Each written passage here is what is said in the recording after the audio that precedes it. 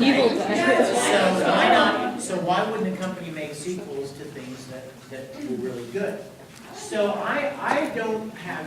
I would not be the least bit surprised if at some point in time there was more Full Metal Alchemist. Don't quote me because I don't know. I don't have any inside scoop. Don't get on your Facebook page and tell them that Vic said that there's more Full Metal. I don't know that.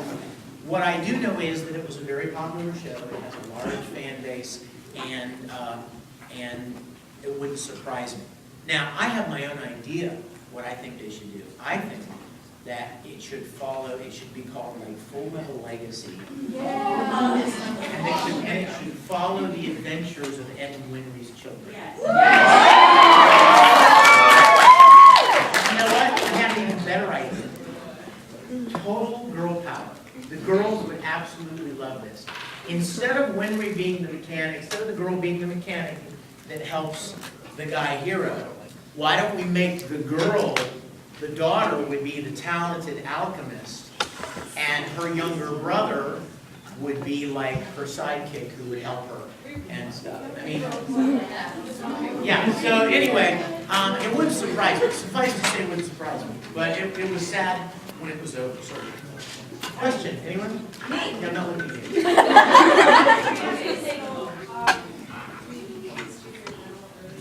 Yeah, can I apologize real quick? Nobody told me about the storybook panel, story time. Well, I didn't know about it, and I was at my hotel, actually working on the Star Trek episode, when I got a text message from my dear Mandy back there, who said, "Hey, I'm sitting in your story time panel." I'm like, "Great, what's that?" What's story time panel? And so I didn't know about it, and I apologize that I missed it. Go ahead. So Chris actually left this. He told me about that, actually. Vic Us. smells like feet. That was upsetting. Boobies.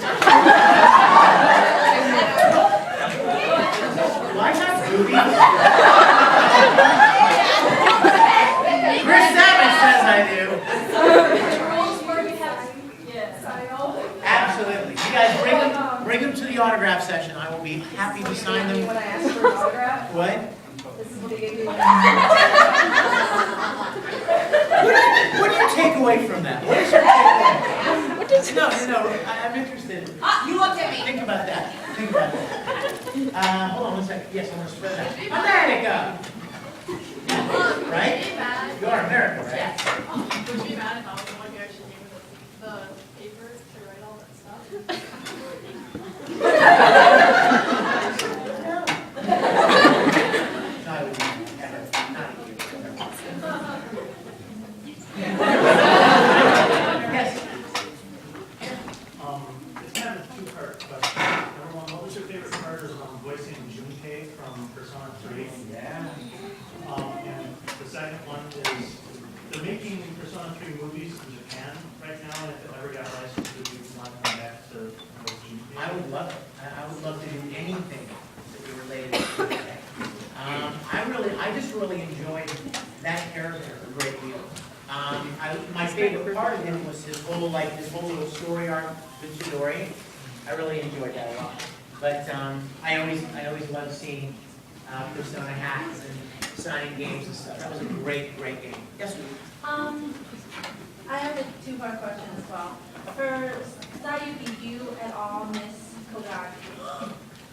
And my second part is could you please do his voice for me? You know, that's a long time ago.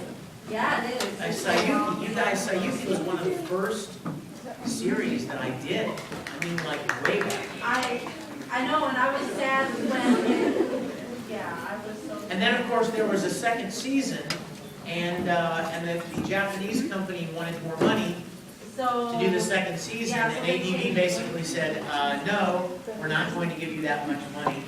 And so the Japanese company was like, well, fine, we'll sell it to somebody else.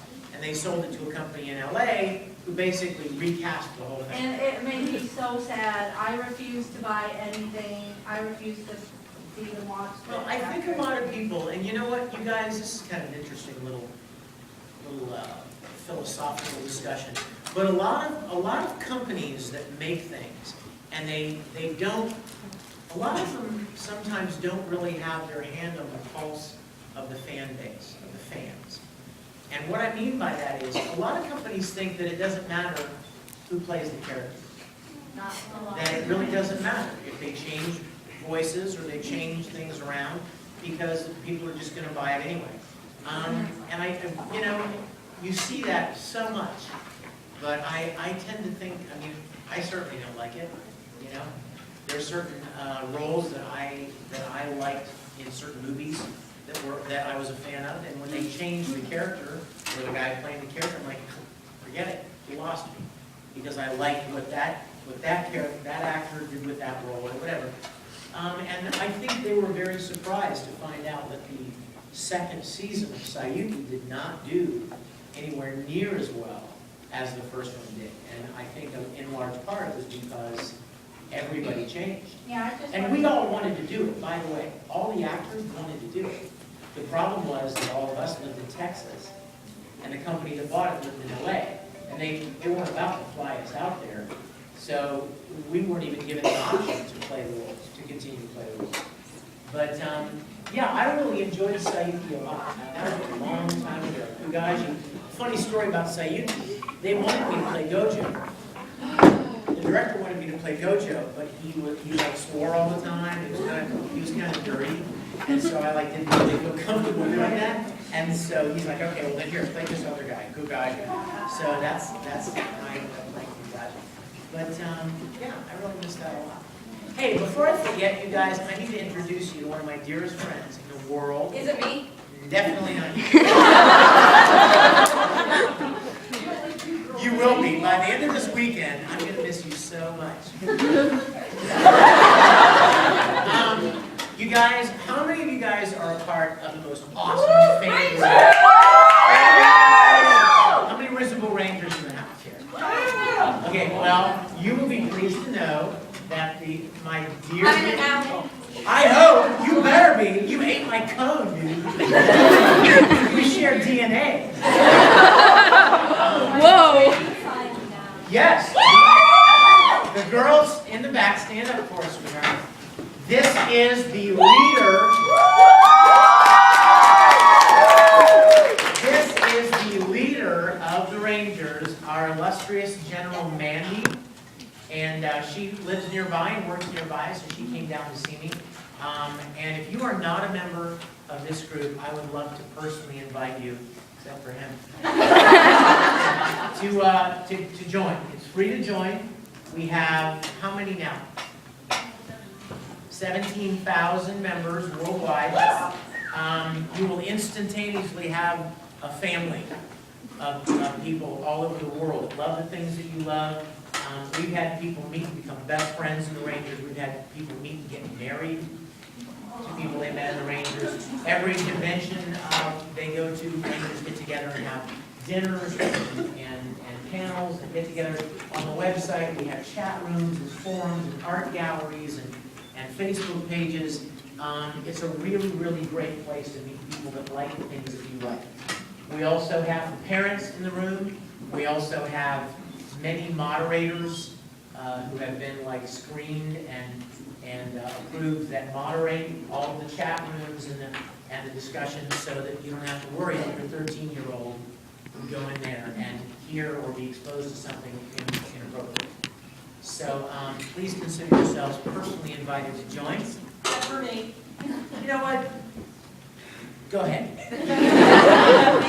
Yeah, come on in. Yeah.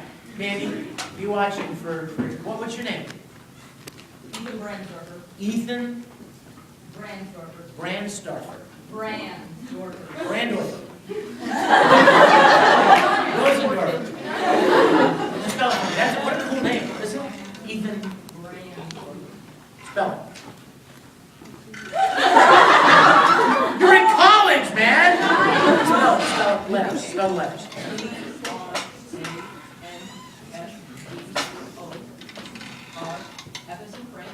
Brandstorfer. Brandstorfer. Yeah. That's what I said the first time! Be watching for Ethan's membership request, right? So please consider yourselves invited. Yes? Did you enjoy working in Vampire Night? You know how to get to my heart. I love Vampire Night. You guys, I would go to conventions and I saw everybody dressed up in the uniforms. This was before the show was even licensed, all right? And so I'm walking around going, man, I love those uniforms. What show is that? And they're like, Vampire Night. I'm like, oh, I like that. And so then I started kind of, you know, keeping my ear open for whatever it was going to be licensed. And when it was licensed in LA, by that time I was living in LA. And so I got an audition for it, and I went and I read for all these characters. And funny thing about Vampire Night, it was Christmas. It's like literally like 2 days before Christmas. And I was waiting to hear whether or not I was going to get to play any role in Vampire Night. I was in Colorado Springs. I was all like nervous, hoping to hear from somebody. And then the phone rings. No, excuse me. And then my phone goes off and I have a voicemail. And it didn't even ring. I had been like checking my phone every like hour just to make sure I didn't miss a call from LA, right? Suddenly it just goes, ring, and I look, and it says voicemail from 818 something. I'm like, oh no, how did I miss this call? So I listen to the message and I'm listening, and I hear somebody go, hey Vic, this is Eric from Bang Zoom. Eric runs Bang Zoom, which is one of the studios in LA. And I looked at my darling Michelle, who was sitting there, and I said, here it comes. Like, we're going to find out whether or not I'm going to get to be a part of this. And Eric commences saying the following. You're fired. Actually, he says, Vic, I know you were really hoping to be a part of Vampire Night, and I just wanted to call you personally and tell you I'm very sorry. Did a great job, but I just want to let you know that I'm sorry about this particular project. And I promise you, and I started tearing up because I had my heart set on it. So I'm listening to this, and I look at Michelle and I'm like, I didn't get anything. I'm not playing anybody.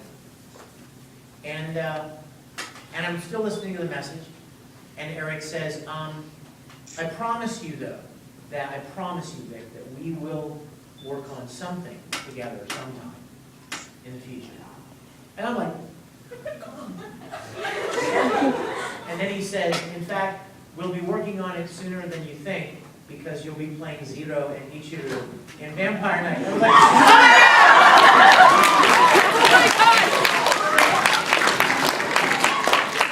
I hate Eric so much, but I love him. You got trolled, dude.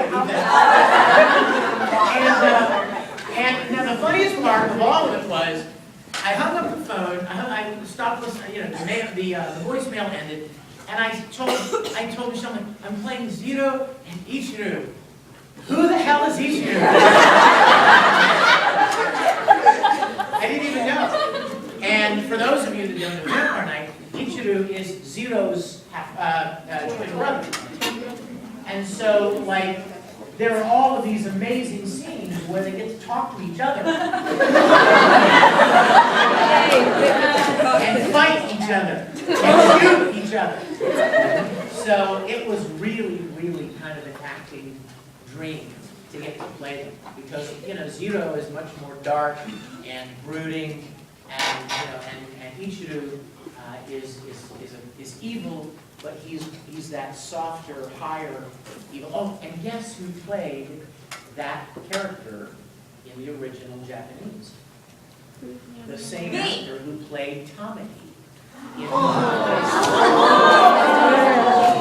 So, I mean, how cool was that? This guy named Mamoru Mayano played Tamaki in Oran, and he also played Zero in Vampire. So, yes? Do you ever watch play any of the projects that you worked on? You know, I don't really have a lot of time to watch all the things that I've worked on. I will say that of the 200 things that I've done, I've seen about 10. But it's just because because they don't have time to do it. I've watched all of Full Metal, obviously. I've watched all of War on.